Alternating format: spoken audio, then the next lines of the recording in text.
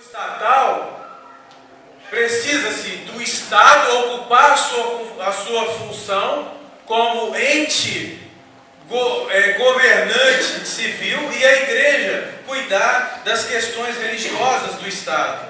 Agora, ao mesmo tempo, tanto um quanto o outro cuida de pessoas, relaciona com pessoas, trabalha com pessoas. E esse trabalhar e cuidar de pessoas faz com que necessita de respeito entre o Estado e necessita o Estado e a igreja. E essa respeitabilidade, ela provém da própria lei.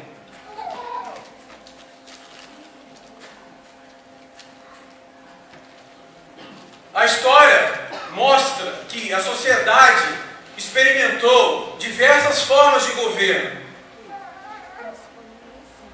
mas aquela que mais adequou à vontade do próprio Deus através dos princípios bíblicos é o princípio democrático, a democracia. Quando falamos de democracia, nós pensamos em liberdade, e Deus é um Deus da liberdade. É bem verdade que o Estado viveu momentos catastróficos debaixo da bandeira da liberdade, porque o momento do Estado liberal, através da Revolução Francesa, que realmente foi um marco na história da humanidade para o bem, mas também trouxe os malefícios, porque a primeira ideologia pregada é que o homem teria liberdade irrestrita, isso é, cada cidadão poderia escolher fazer o que bem quisesse. Não é assim que está na palavra de Deus. Deus é um Deus da liberdade, mas liberdade sob regras, normas. Liberdade respeitando os direitos fundamentais à luz daquilo que Deus deseja para o seu povo. Fazendo essa introdução, nós somos muito dados como cristãos a pensar que o crente não deve envolver com política, não deve viver em função disso. Nós respeitamos esses posicionamentos, mas nós queremos dizer que precisamos, antes de pensar e falar nisso, de termos uma visão global do que seja política. E a primeira visão é essa, do conceito que nós trouxemos aqui, a arte de governar. Muito bem. Nós já dissemos que o homem já experimentou o autogoverno e não deu certo. Cada um manda em si. E a história mostrou que foi um caos. O resultado é a sociedade ir dizimando. Porque todos têm poder, todos mandam, todos... Fica inviável a própria vida. Levando em consideração essa ideia que nós colocamos aqui, que muitos de nós temos que pensar o seguinte: essa arte de governar, ela abrange todos os aspectos de uma sociedade civil.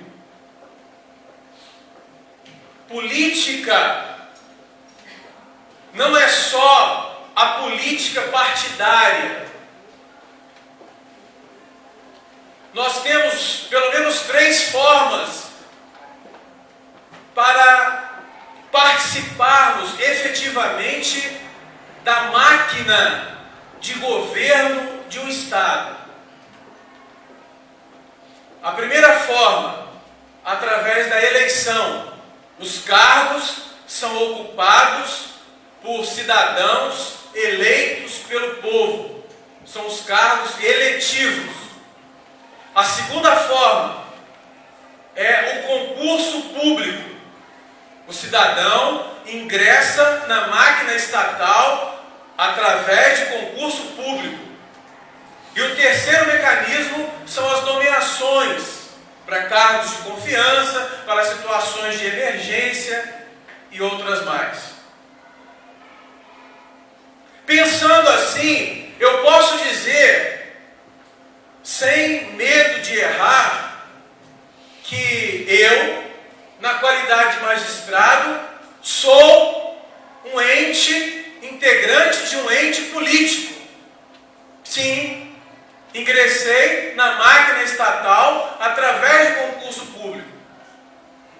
Vocês que são professoras concursadas, que estão aqui e pertencem à União, Estado ou município, ingressaram na máquina estatal por meio de concurso público e obrigatoriamente fazem parte desse ente político. Porque o Estado é um ente político. O cidadão que é nomeado emergencialmente, por tempo limitado, ele ingressa na máquina estatal e, portanto, faz parte como ente político. Com isso, estou afirmando que todos os integrantes da máquina estatal fazem parte desse ente político. E querendo ou não querendo, vivem o mecanismo político. O sistema democrático de direito é assim. Nós vivemos sob a égide de leis que são criadas nas casas legislativas, né, através de cidadãos eleitos por nós. Fazemos parte. No dia 7, então, de outubro, nós temos a obrigação de votar. É obrigatório. Está escrito na nossa Constituição. Exceto para aqueles maiores de 70, maiores de 16 anos e menores de 18.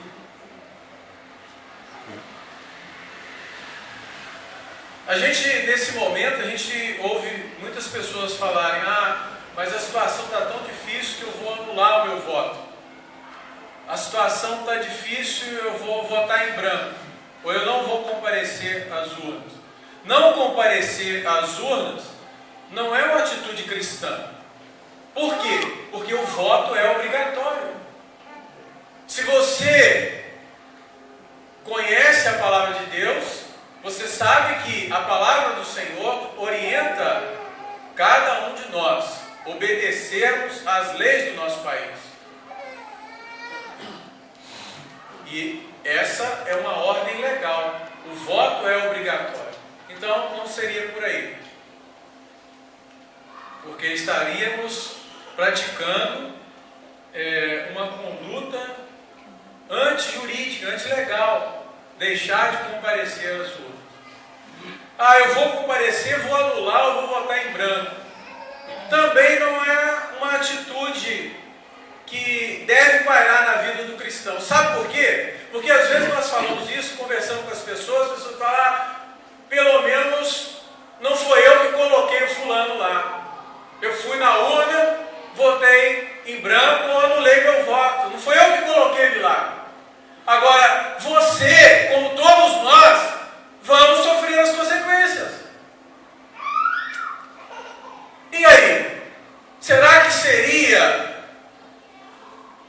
bom pensar e agir dessa forma? É evidente que não. Nós estaríamos omitindo o nosso direito de escolha e não teríamos como escolher as consequências que isso desencadeará. Então, nós chamamos a atenção de todos que estão aqui. É importante comparecer, é importante votar e é importante votar de forma consciente. Diante dessa introdução, nós, com a ajuda de outros doutrinadores e também de estudiosos da Palavra de Deus, nós destacamos aqui, dentre vários, 5 princípios que devem nortear a vida do cristão nesse momento. Primeiro princípio, oração. Oração. Orar, orar e orar. Infelizmente, no nosso meio, é uma prática muito superficial em relação ao número de cristãos que nós temos nas nossas igrejas locais, na nossa cidade, no nosso estado, no nosso país. Nós oramos pouco. Basta visitar as reuniões de oração da igreja. Basta visitar as reuniões semanais de oração da igreja. Então, a oração, nesse momento, é o primeiro princípio. Primeiro princípio porque a Bíblia, desde o Velho Testamento, já vem falando disso. Olha só, 2 Crônicas, capítulo 7, versículo 14, diz o seguinte, e aqui fala sobre esse momento que nós estamos vivendo. Se o meu povo, que se chama pelo meu nome, se humilhar e orar, buscar a minha face e se afastar dos seus maus caminhos, dos céus o ouvirei, perdoarei o seu pecado e curarei a sua terra. Essa palavra, ela encaixa perfeitamente nesse momento que nós estamos vivendo. Parece-nos que é Deus que nos chamou aqui, temos certeza disso, para nos dizer e nos alertar com relação a essa palavra. Não adianta o cristão ficar lamentando, esse candidato é ruim, aquele é bom, aquele é melhor, aquele... O primeiro princípio que deve nortear as nossas vidas como cristãos, se queremos uma sociedade ordeira, se queremos uma sociedade pacífica para que o Evangelho possa ser pregado de forma livre e respeitados os direitos dos cristãos como dos não cristãos, oração é o primeiro passo.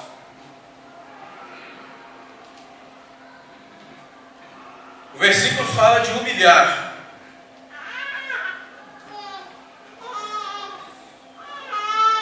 Humilhar significa que está errado quando nós defendemos de forma áspera aquele candidato que nós achamos simpático. Ora, vira e mexe nós estamos vendo, às vezes não esse combate frente a frente, mas nas redes sociais, que são muito comum, em grupo, cristãos, uma briga, degladiando uns com os outros, com conversas ásperas, palavras agressivas, porque um postou o retrato de um candidato, outro postou de outro, e aí vira aquela confusão toda no grupo. Daí a pouco, um pouco segundo, tem 150, 200, 300 mensagens ali, e você vai ver aquela briga. Já começamos errado. A Bíblia fala que se o meu povo, que se chama pelo meu nome, se humilhar, isso não é humilhar. Cristãos ásperos, arrogantes, violentos, tentando impor sua convicção. Temos que respeitar. Temos que respeitar. Sabermos conversar de forma pacífica. Porque, senão, ao invés de termos a nossa mente aberta para nos ajudar a resolver o problema, que é escolher bem, nós acabamos criando outros problemas dentro do corpo de uma igreja local.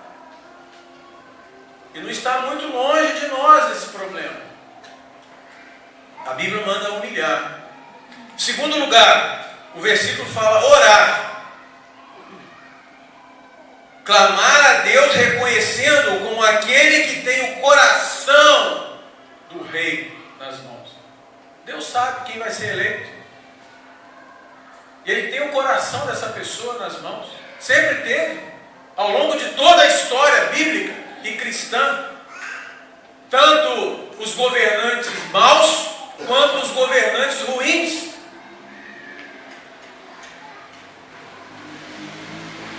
Então, a oração é um instrumento importante que nós precisamos nesse momento de tremenda insegurança. Ele, Deus, é soberano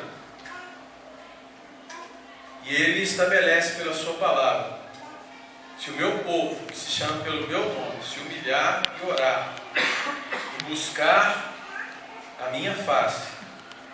Terceiro lugar, buscar a face de Deus, buscar conhecer a Deus, buscar conhecer a vontade de Deus, alinhar-se com a vontade de Deus, buscar promover aquilo que Deus ama. São dicas para uma boa escolha. Buscar a face de Deus. Porque às vezes o problema da escolha não está no candidato, está em mim mesmo.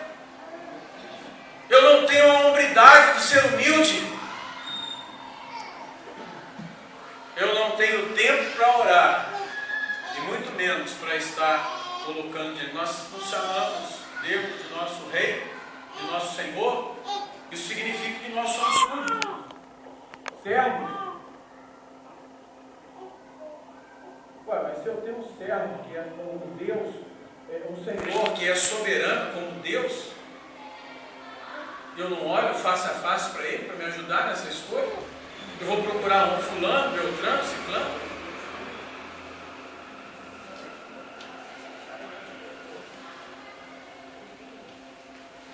Se afastar dos seus maus caminhos. Não podemos orar esperando o seu favor e continuar desprezando Deus e sua vontade. Às vezes, nós estamos com a nossa própria vida tortuosa, em pecado, e estamos querendo justificar ideologias ou programas de governo que passam a mão sobre o pecado.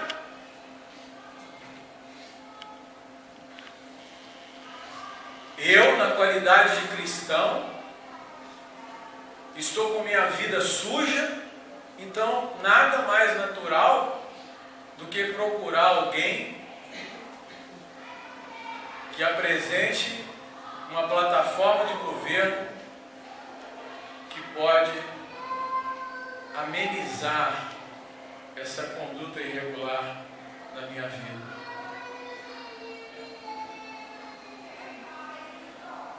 O apóstolo Paulo, lá em 1 Timóteo, capítulo 2, versículos 1 a 2, ele diz o seguinte: antes de tudo, recomendo que se façam súplicas. Olha aí, repetindo o que está escrito lá em 2 Crônicas. Façam súplicas, orações, intercessões e ação de graças por todos os homens. Está falando desse momento. Continua. Pelos reis. Está falando desse momento. E por todos os que exercem a autoridade. Está falando desse momento. Para que tenhamos uma vida tranquila e pacífica, com toda a piedade e dignidade. Repetindo, confirmando o que está escrito em Crônicas, o apóstolo Paulo nos convida. A oração é a saída, a súplica é a saída, a intercessão é a saída. Ação de graça por todos os homens, pelos reis, por todos os que exercem a autoridade. O objetivo da oração é para que nós tenhamos paz, para que nós possamos viver num país onde reina a paz.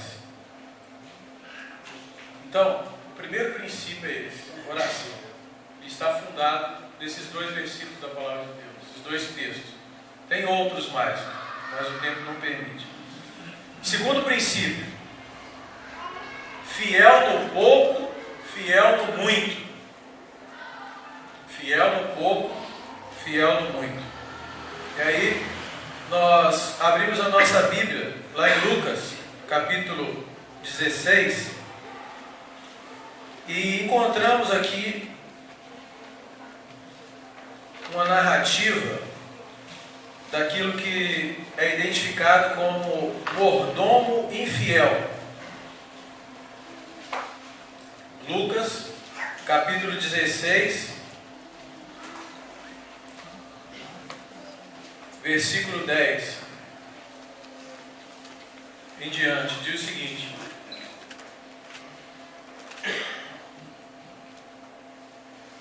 vamos começar aqui, versículo 1. E dizia também aos seus discípulos: havia um certo homem rico, o qual tinha um mordomo, e este foi acusado perante ele de dissipar os seus bens. E ele, chamando, disse: que é isso que ouço de ti? Dá conta da tua mordomia, porque já não poderá ser mais meu mordomo. E o mordomo disse consigo: que farei, pois que o meu senhor me tira a mordomia? Cavar não posso, de mendigar tenho vergonha. Eu sei o que hei de fazer para que, quando for desposado da mordomia, me recebam em suas casas. E chamando a si cada um dos devedores do seu senhor, disse o primeiro: quanto deves ao meu senhor? E ele respondeu: 100 medidas de azeite. E disse: toma a tua obrigação, e assentando-te já escreve 50. Disse depois a outro: e tu quanto deves? E ele respondeu: 100 alqueires de trigo. E disse: toma a tua obrigação e escreve 80. E louvou aquele senhor, o injusto mordomo, por haver procedido prudentemente, porque os filhos deste mundo são mais prudentes na sua geração do que os filhos da luz. Aí no versículo 10 fala: quem é fiel no mínimo também é fiel no muito. O que nós queremos dizer com isso aí? O mordomo foi flagrado praticando conduta incompatível com a sua função e com a sua fidelidade em relação ao seu senhor. Mas ele tentou arrumar um artifício para que essa situação fosse resolvida. Então ele foi procurando os credores. O cidadão devia 100 ao senhor e falou: me dá 50 aqui, toma um recibo e fica por isso mesmo. Demonstrando uma infidelidade tal que estabelecia o seu caráter. Fiel no pouco, fiel no muito. Por que eu trouxe esse segundo tópico? Porque é comum a gente ouvir falar assim: olha, eu vou votar no fulano porque ele não fez nada para a minha cidade, para o meu estado. Eu ouvi até falar que ele roubou. Mas tem notícias aí que em tal lugar assim ele fez isso, em outros lugares ele fez aquilo.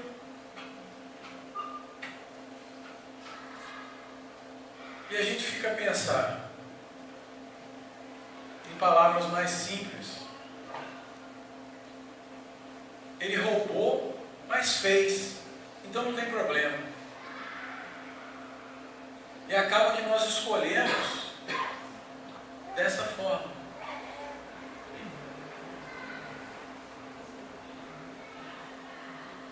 Ele praticou a corrupção, mas ele fez aquela praça, fez aquela quadra.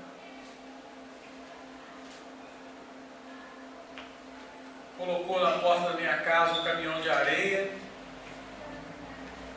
deu emprego ao meu filho.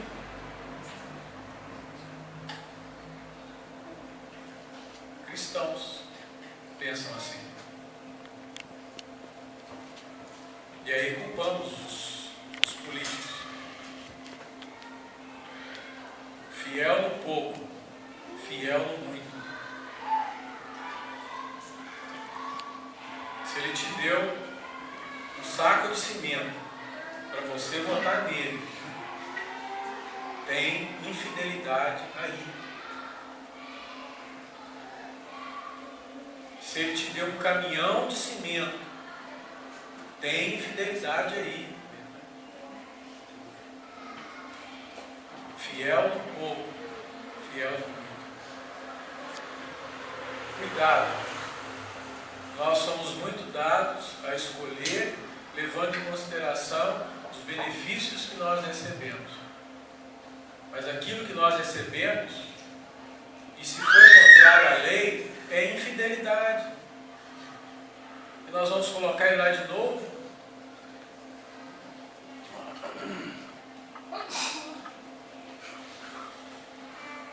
O fato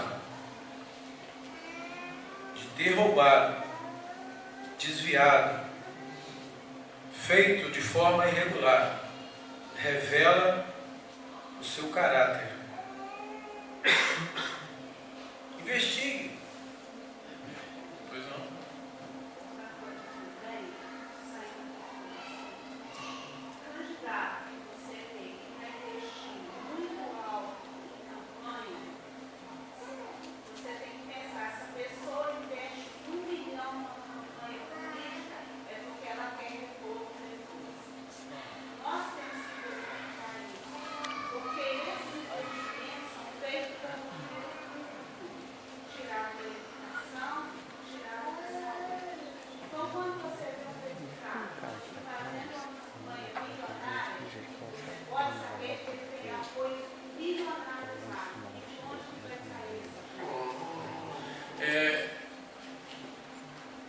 A fidelidade, ela é algo que deve ser observado por nós, partindo da nossa própria vida. E um dos parâmetros para nós estabelecermos isso é investigar. Hoje tem muita facilidade, através da internet, para descobrir a vida pregressa do candidato. Tem muita facilidade.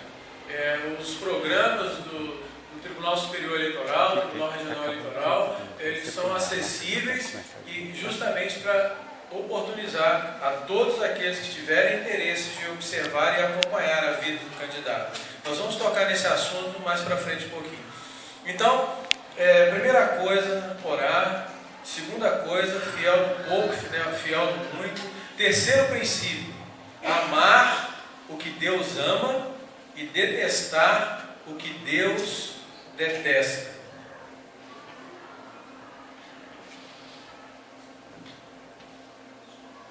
O apóstolo Paulo, escrevendo aos Gálatas, capítulo 2, versículo 20, ele diz o seguinte: fui crucificado com Cristo, assim já não sou eu quem vive, mas Cristo vive em mim, e a vida que agora vivo no corpo, vivo pela fé no Filho de Deus, que me amou e se entregou por mim. Valores da fé cristã. Valores da fé cristã. Nós, quando estivermos escolhendo nosso candidato, observa o que ele pensa e escreve por família. É um valor cristão. Está incluído dentro desses aqui que o apóstolo Paulo falou. O que o candidato que está simpatizando você pensa sobre família?